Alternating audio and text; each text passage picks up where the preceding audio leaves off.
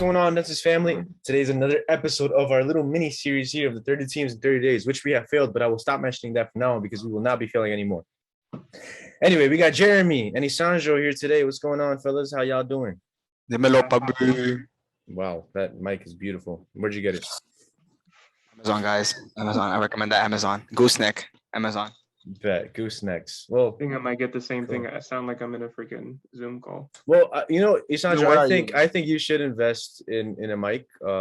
Not just for our podcast purposes, but that's a pretty big reason why I want you to get one. You'd sound so much clearer. People would understand you, but they can hear you chew. That's all that's important. But anyway, our own little ASMR, the Dunces podcast theory. So guys, today we will be talking about the Boston Celtics. So far, we've done a few other teams, both Western and Eastern Conference. It has been very fun. But now we do want to talk about Boston. As you know, I'm a Nets fan, so I am supposed to be hating everything that Boston does.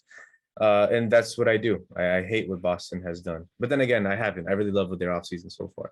So I'm just going to read it out to you guys. I'm going to give you guys a quick little rundown on what the Boston Celtics did in this offseason. So there's a lot to unpack, so bear with me, guys. So they signed Enes Kanter and Dennis Schroder. Dennis Schroder to a $5.49 million, I believe it was. If someone can check that for me, or I'll check it after. But Dennis Schroder was signed for a very, very small deal when he was asking for a lot. So we'll definitely touch base on that one. They traded for Al Horford, Josh Richardson, Chris Dunn, and Bruno Fernando. They lost Kemba Walker in a trade for Al Horford and Moses Brown. Then they flipped Moses Brown for Josh Richardson. And then they also lost Evan Fournier for absolutely nothing. But they also traded away absolutely nothing to get him. So, yeah, but that doesn't really matter. Wow, you changed your mic. I love it. And then also they were able to re-sign Marcus Smart to a very, very team-friendly deal. And I forgot to put that in our notes before, but the very, very friendly deal. I will be getting the numbers in just a second. But I think the first thing I want to talk about with this team is Dennis Schroder. So not even as a Boston Celtics team, just Dennis Schroder as an individual who turned down $85 million, something like that, from the Los Angeles Lakers before because he was betting on himself that he's an $100 million man, and he ends up signing a 1-year, $5 million offer sheet. So I guess I'll start off with Jeremy on this one. How much of a clown is Dennis Schroder? What do you think about him? How did he mess this up? Let me know. What do you think? Wait, give me 1 second. Okay, well then, let's go to... Now we're good. There it is. Okay. Now we're good. Let me know. How can I say this without possibly not saying bad about the Boston organization, how much I respect, but at the same time, I don't? Okay.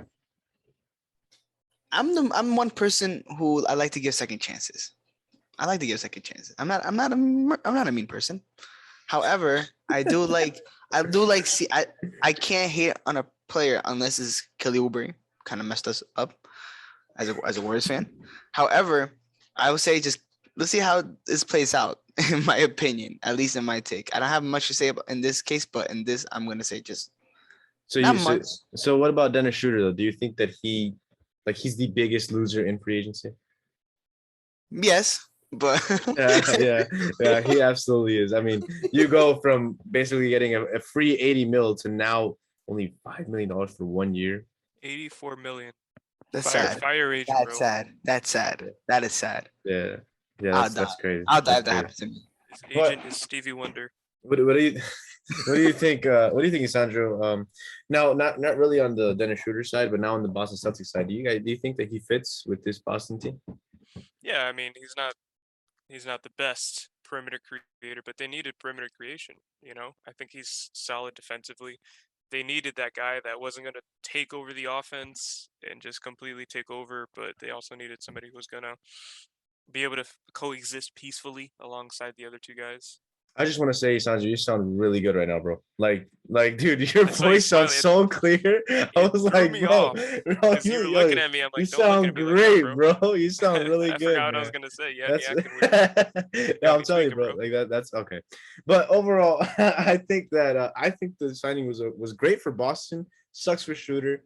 I mean, you cannot lose out on so much money like that, and then still expect all the money that you wanted after such a terrible playoff run. Like it was so bad, you It know, was trash. It was and trash. it was horrible. And then he still asked for that money. Like, really, bro? Yeah, Like, it was know crazy. your So worth. he asked for what he asked for. He turned down the Lakers offer, right? That was one. But that wasn't it. I completely forgot about that. Like he performed the way he did, and then he didn't lower his valuation. He said he wanted 100 to 125. In fact, yeah, and Really? he actually increased what he wanted. So at first it was just a flat 100. Then he changed it to 100 to 120. He thought he Bro, could hold the Lakers ransom or hold the Lakers hostage. it's crazy because and it would have sucked because he could have been in a very important trade for like a Buddy Hield type, and instead he's just like, yeah, screw the Lakers, I'll just take my 5 million out there and in Boston, which is basically the Lakers.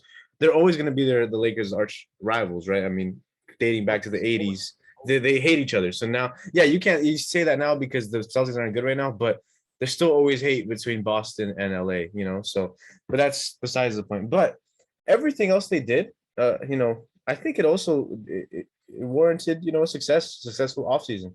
I mean, bringing back Kanter, who was an energy guy, who can come off your bench. You trade for Al Horford, who is going to help Bob Williams develop. And now Bob Williams will probably be getting a lot more minutes because that's another thing I forgot to mention. He was also extended.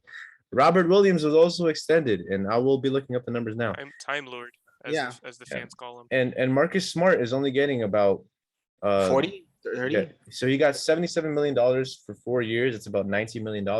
I think that's great. He definitely deserves more than that, but it's a great signing. Oh yeah, he definitely deserves more than 19. Yeah, I'll pay Dennis Schroeder's money got to Marcus Smart. Worse defensively though. He's There not you the go. same player he was last year. He got worse, but that's because the whole team got worse. Like the team was just bad last year, and like he was injured. He was injury riddled throughout the year. He got as much as he is worth. He is worth 19 to 20 million. That's perfect for him. I guess He's not worth 25. I give him a little bit more. Just I think he's Maybe, 22. I think he's 22 mil. But either way, it's a great contract because now it gives him a lot of flexibility to be able to trade it. So I think that's a great re-sign. But losing Moses Brown, even though they never actually got him to play, I think that was a massive L. I think that they didn't really need Kanter, and then Horford could have played alongside Moses Brown. So, but they traded him for Josh Richardson, who I don't like that trade because he's been regressing. He's regressed ever since he left Miami, and then they re-signed him. Like they re-signed him to another deal, which how are you going to do that when he hasn't even played a game with the team that you have? So on that note, I don't really like that. But overall, the team, what do you guys expect from the team that they have? Because they've got a starting lineup of what? Schroeder, Smart, Brown, Tatum, and Robert Williams. Or they might even start Kanter. I don't even know how they're gonna do it. But anyway, off their bench, they've got who was it that I mentioned? Al Horford, Chris Dunn, Romeo Langford is still gonna get minutes. Aaron Nesmith. They have basically a full 12-man rotation if they wanted. So do you guys think that this was successful offseason? Just right, or was it bad where they should have gone for somebody? What do you think about Boston? I just think in my opinion that how the team is reflecting on, because at the same time, it's not the players now, is when they want to make the deep postseason run is the concerning. Mm-hmm. And that's when they don't perform. That's when they don't run. So that's why many people don't want to go to Boston, in my opinion. I think it's more like front office, in my opinion, because this is my take. However, I could not to say we just got to see how this plays out at the same time. I think that they're in the Eastern Conference. Like the Eastern Conference is way better, so I could see them being a first round exit again. Like there's not, I mean, obviously Tatum and this is Tatum and Brown's true development year. I mean, in Tatum's rookie year, they went to the conference finals. Him as a rookie. Yeah, exactly. And that was, if I'm not mistaken, that was without Kyrie, right? There was no Kyrie or Hayward. It was Terry Rozier as their starting point guard, right? So I don't know. I think that this will be like their time to mesh, to really, really learn each other's game, and now build around those two, which I think that they did a great job doing this offseason. Because as much as I don't like Josh, I keep calling him Jason Richardson. I'm sorry, Josh Richardson. As much as I don't like him, he's a solid player. for Brown and Tatum to play alongside with, right? Because he could still hit an open three, he could still play solid defense, and he can play make whenever he needs to. But it's the Robert Williams that I really love. It's the Enes Kanter energy bringing. It's the Al Horford bringing these guys in check. I'm a fan of the Enes Kanter signing. I'm a fan of that, and I could see him obviously coming off the bench. A good 6-man, a good easily. Yeah, and like he can grab his 17 rebounds and get his 18 points, stuff like that. Like he's a solid player. You just can't play defense, right? But overall, I think the Celtics, this is the year where they're going to be like, all right, Brown, Tatum, take us to where you guys can take us. If we feel like we need something else, then we can get something else later on. But right now, let's see what you two can give us. So what do you think is their ceiling for this season? Like, are they going to be a top 4 seed? Are they going to be at least in the playoffs? Will they be a part of that play-in tournament? Let me know. Sandro, let me know. What do you think? Yeah, play-in tournament. I think to answer your question from before, they are just right. They didn't do amazing. They didn't do terribly. Let's not forget they got Ime Udoka. You were really happy. Great Signing. We'll talk about that in a second. I was going to mention that later, but yeah. You were okay. Just in case you were forgetting. Yeah. So I feel like this roster is very. It's not amazing, but it's one of the most consistent rosters in the whole league. It fits. Like you said, It fits. It's like it's 12 people, and apart from JT and JB, the rest of the roster isn't amazing, but they're really good, and they fit around them so well. So I feel like that's a really solid, consistent team. But like you said, like the whole East just got better. We're going to talk about them in other videos, apart from the videos we've already been talking about them, right? So I can't see this team being much more than a first round exit, even if they make it through the play-in, or if Yeah, it's not an indictment on them though, because East just got better. I think so I was gonna bring up the Udoka signing. Udoka, I've loved Udoka for years. I mean, ever since he was a player in San Antonio, I always thought that he was a solid player. Like he wasn't much, but he was one of the first players I would watch, and he was just really smart. But I didn't really care much about him because I was younger, and all I cared about were the stars. But as I got older, I started realizing I was like, man, Udoka was not the best player, but he was one of the smartest players because he played under Greg Popovich. He played in a great system there.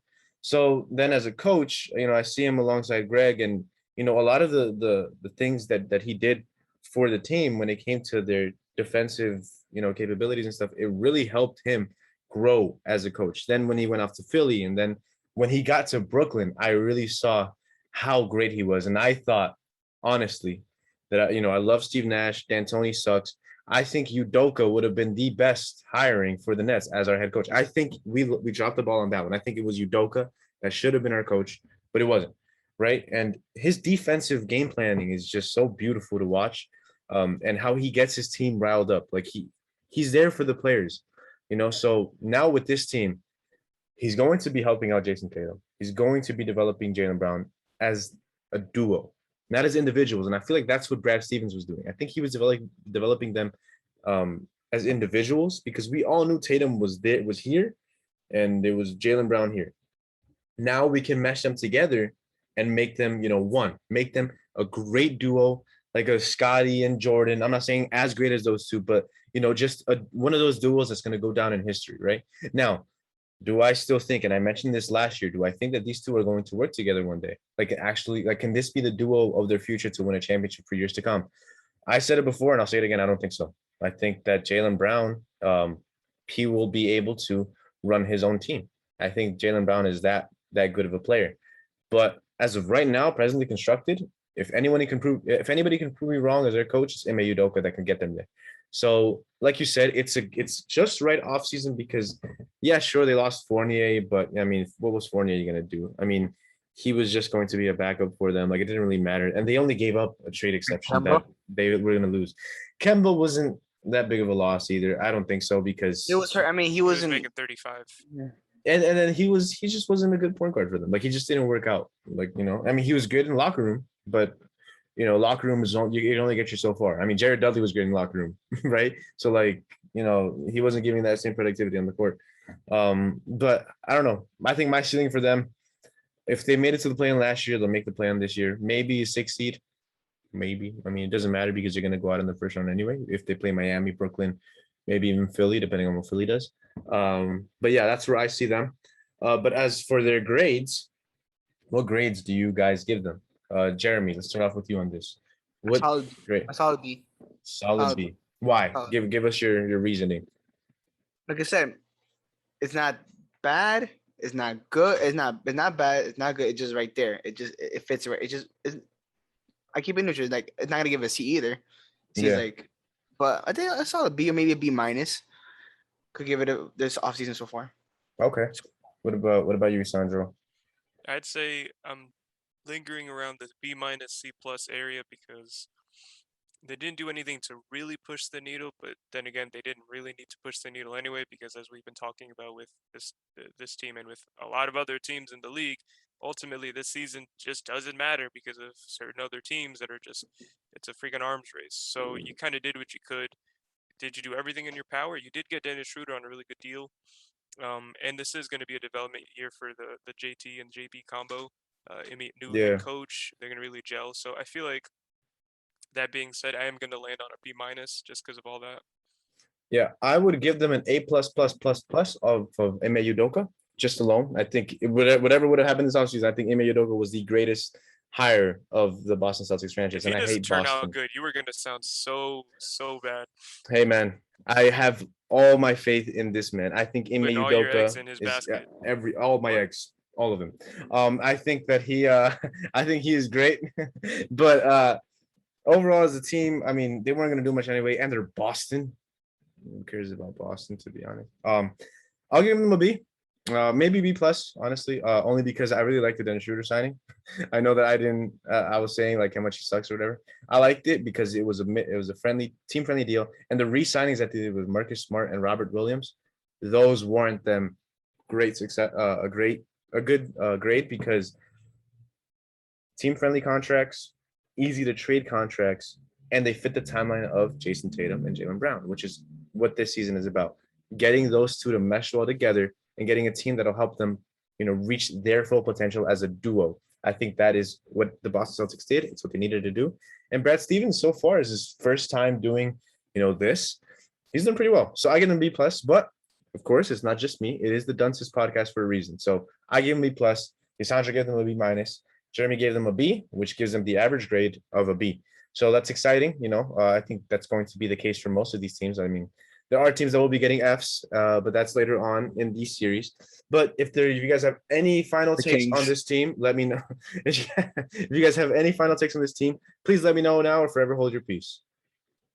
All right, we're done. So guys, JT is better than Devin Booker. So anyway, thank you guys for joining today on our podcast. Isandro and Jeremy, it was nice seeing you guys. Please like, subscribe, and hit that like button down below. Let us know what you guys think in the comment section on the Boston Celtics, on all the other teams as well. And we're going to let you guys go. Peace.